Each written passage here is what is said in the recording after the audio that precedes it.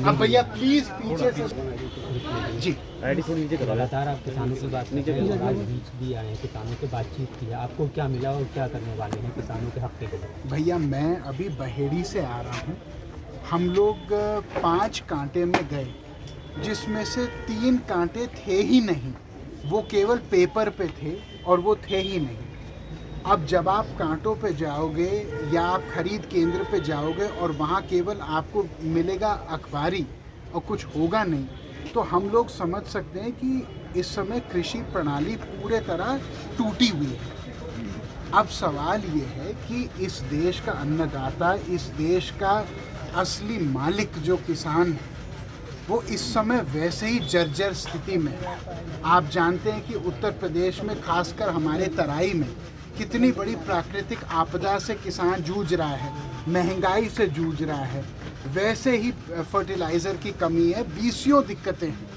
अब उसके बावजूद जब भ्रष्टाचार का सामना करना पड़ेगा, हम लोग न्यायिक व्यवस्था को क्या कहते हैं?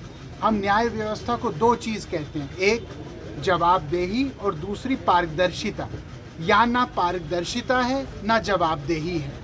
अब यहाँ पे किसान को क्या किया जा रहा है?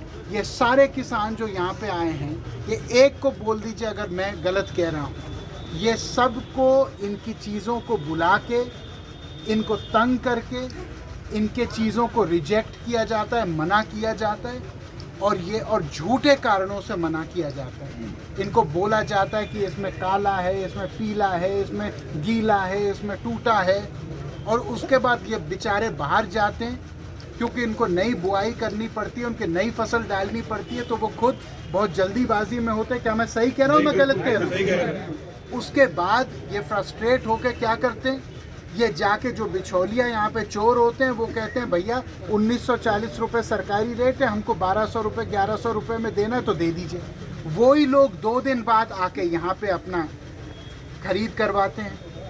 तो देश किसानों के बल पे चल रहा है, लेकिन किसान का कोई हिस्सा क्या देश की व्यवस्था में नहीं है?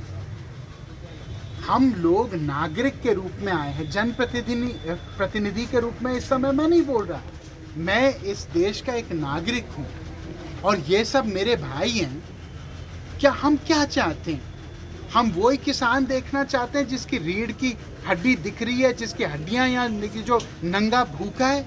हम वही किसान देखना चाहते हैं अपने देश में, जो 1920 का किसान था। देश आगे बढ़ रहा है, देश में किसानों को साथ साथ हमको अपने कंधों पे लेके चलना चाहिए। हम अपने पैरों के नीचे पे किसान को नहीं रख सकते भारत माता में। यही मैं कहना चाहता हूँ। जिम्मेदार कौन है आपने बताया, सरकार या प्रशासनिक व्यवस्था इन सब के लिए? सब मिलकर जिम्मेदार हैं। इसमें कौन कह सकता है जिम्मेदारी नहीं है किसी की? अगर किसी ने जिम्मेदारी ली है इस व्यवस्था को चलाने के लिए, तो किस जिम्मेदारी नहीं बनती उनकी? मैं यहाँ पे क्यों आया हूँ?